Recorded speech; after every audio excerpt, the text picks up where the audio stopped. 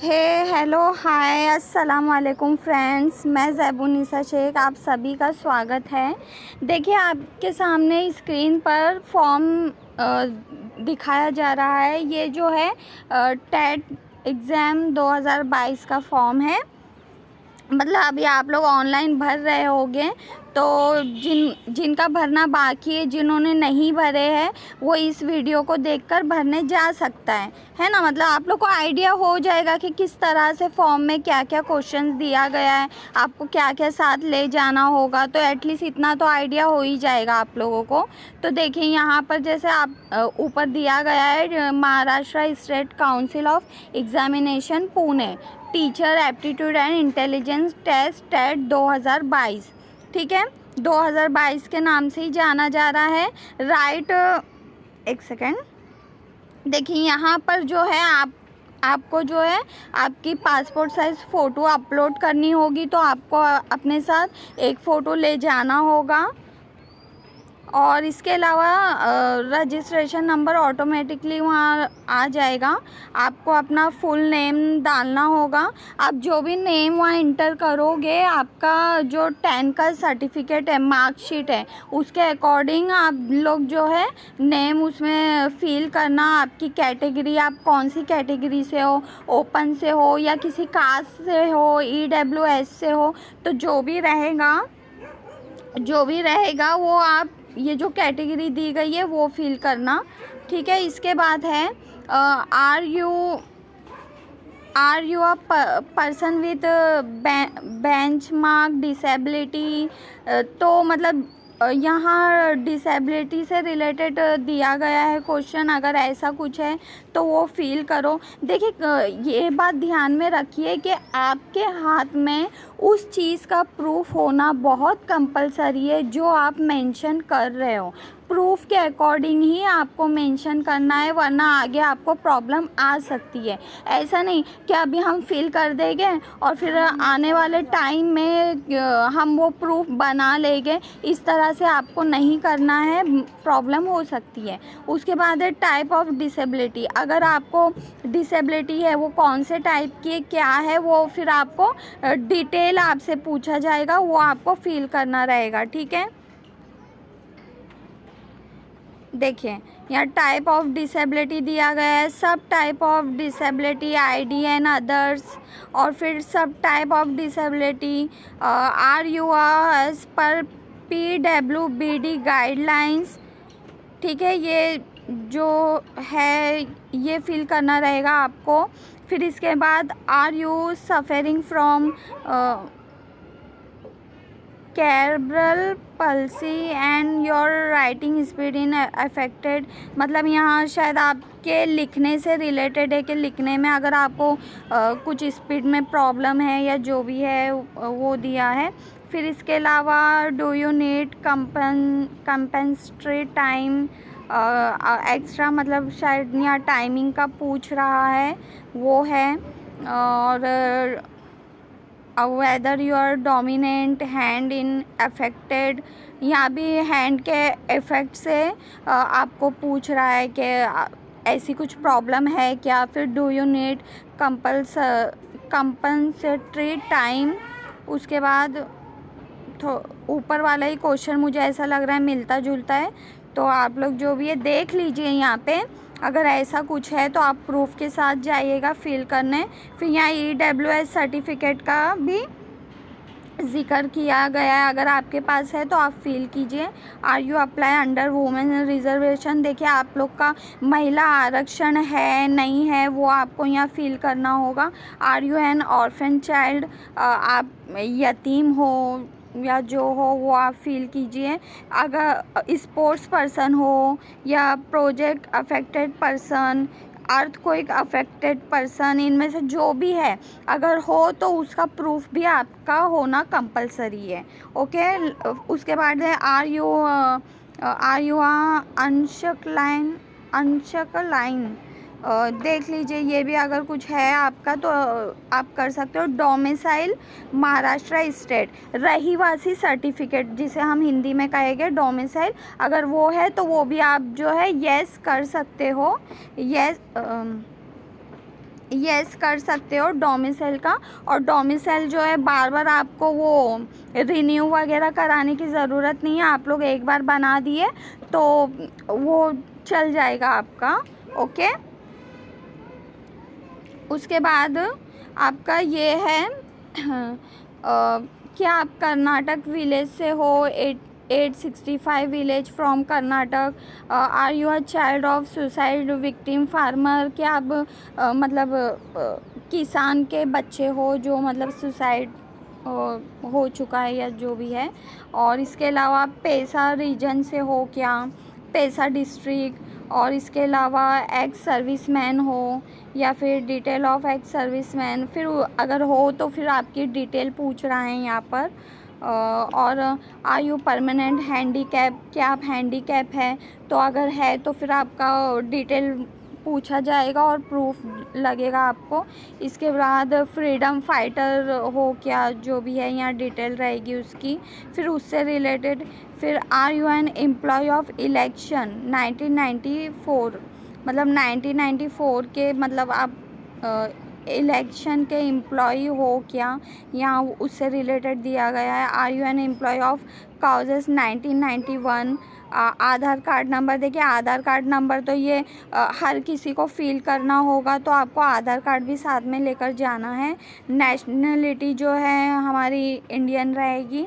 Medium of TET exam, अभी देखिए यहाँ पर आपको ना आपका मीडियम डालना है टेट एग्ज़ाम का। क्या आपको मतलब सिर्फ एग्ज़ाम के लिए, हाँ एग्ज़ाम के लिए आपको कौन सा मीडियम आप कंफर्टेबल हो, उर्दू से हो, मराठी से हो, इंग्लिश मराठी उर्दू, ये 3 रहेगा आपको। तो आपको जो भी है वो आप करो, मतलब इंग्लिश जो रहेगा ना, इंग्लिश सब में रहेगा, मराठी के साथ भी रहेगा, उर्दू के साथ भी रहेगा।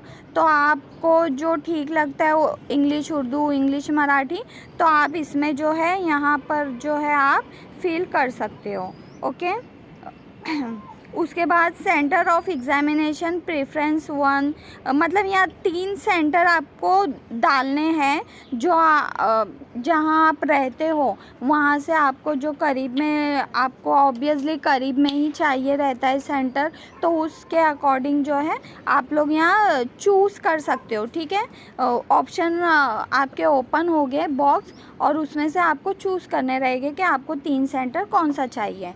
उसके बाद नेक्स्ट है एप्लीकेशन फ़ीस, आपको यहाँ फ़ीस भरना रहेगा कि आप पेमेंट करना चाहते हो, अमाउंट है और रेफरेंस आईडी है, सब वो डिटेल आपको रहेगा, आप जिस तरह से पे करोगे। ठीक है, वहाँ पर अगर आप आप लोग जो है ये फ़ोन पे, जी पे वगैरह यूज़ करते हो ना, तो वहाँ आपको पे करते वक्त आप जब वो ऑप्शन पे टच करते हो तो आपको जो है क्यूआर जो होता है ना, वो शो होगा आपका साइन, उसको आप स्कैन करके जो है इजीली पे कर सकते हो। उसके बाद है पर्सनल डिटेल, आपकी पर्सनल डिटेल जो भी रहेगी है ना, आप वो फिल करना। देखिए वो डिटेल जो होगी वो आपकी 10th के सर्टिफिकेट से मैच होनी चाहिए।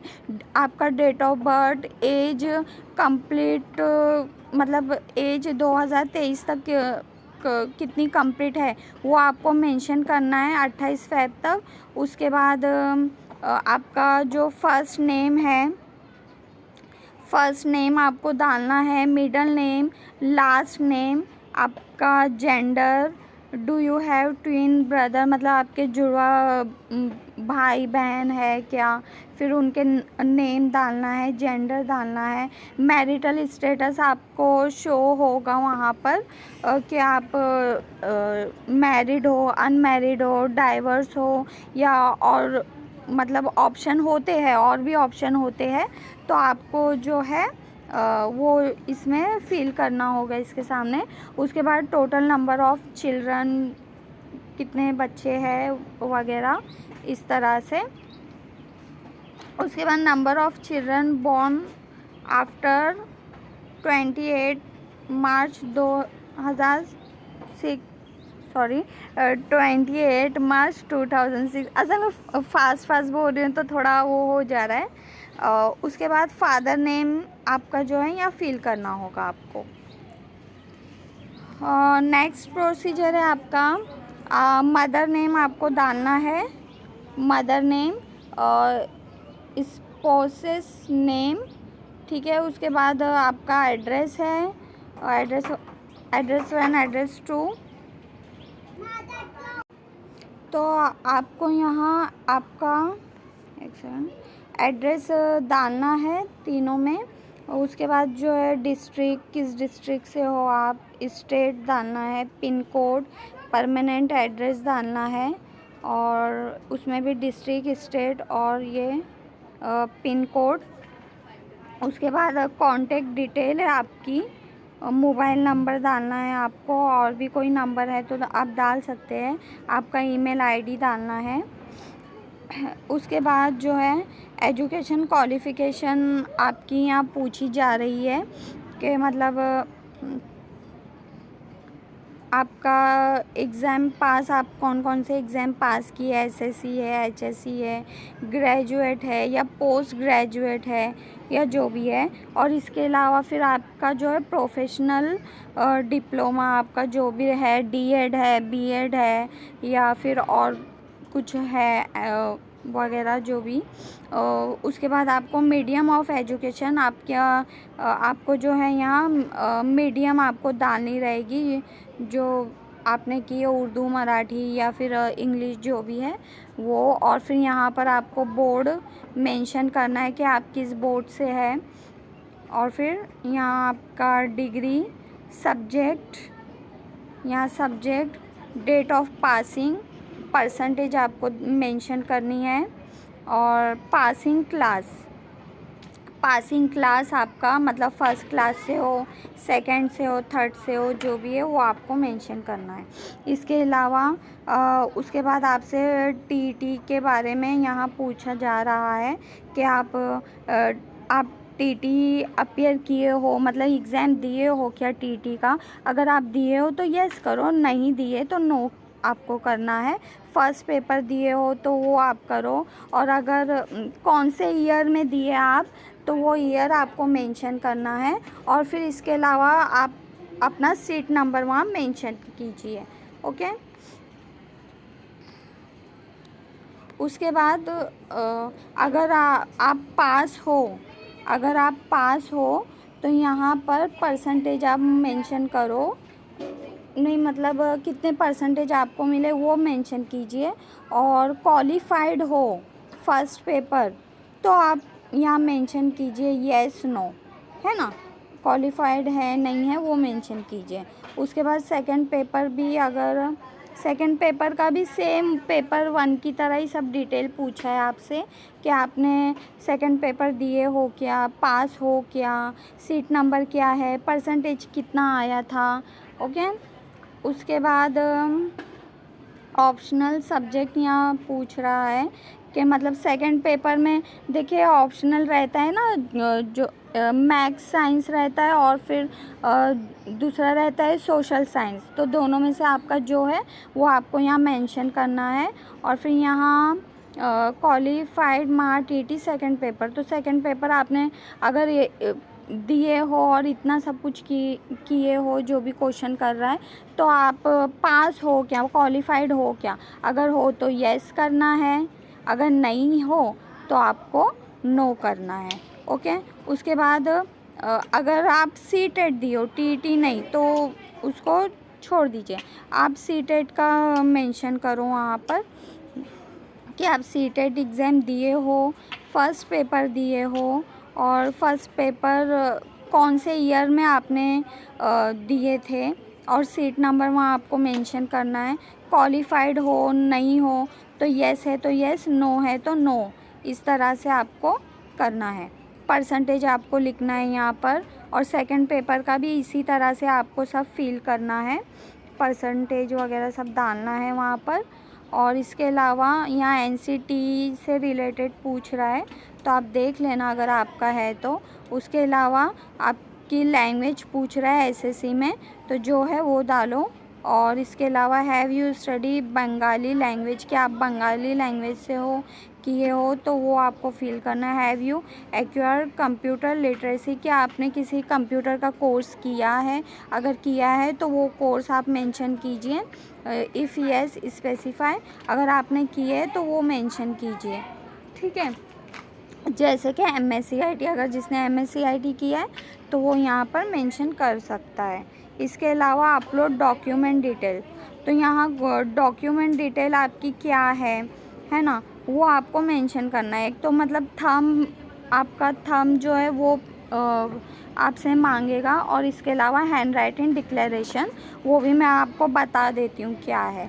देखिए इस तरह से रहता है वो, कि मतलब आपको साइन करनी होती है, और इसके अलावा ये आपका थंब है,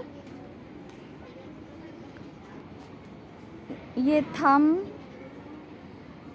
ठीक है, ये आपको थंब करके जो है अपलोड करना होगा, और इस तरह से ये जो है स्टेटमेंट वो आपको लिखना होगा, लिखकर उसका पिक लेकर उसको अपलोड करना होगा।